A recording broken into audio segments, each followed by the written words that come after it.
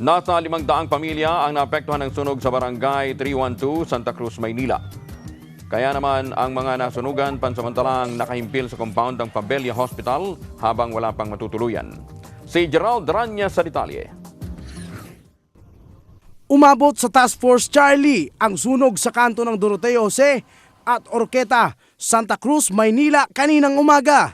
Nahirapan sa pag-apula ng apoy ang mga bumbero dahil ginagawa pa ang nasabing mga kalye. Kitang-kita kung gaano kalakas ang apoy na tumupok sa di bababa sa 200 kabahayan at tinatayang nasa 500 pamilya ang nawalan ng tirahan at ari-arian. Mabilis lang kumalat ang apoy dahil gawa sa light materials at magkakadikit ang kabahayan ng informal settlers. Makailang ulit rin nakarinig na mga pagsabog ng mga tangke ng LPG. Hati rin ang konsentrasyon ng mga bumbero dahil kadikit lang ang pader ng Manila City Jail at di kalayuan naman ang Jose Pabella Hospital kung saan agad na inilipat ang mga buntis at mga sanggol mula sa Ward 3 patungong Ward 4.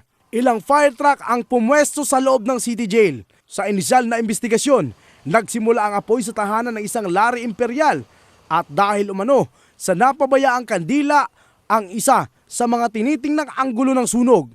Alas 7:32 ng umaga nang maapula ito, naaabot sa 1,000,000 pisong halaga ang natupok na ari-arian.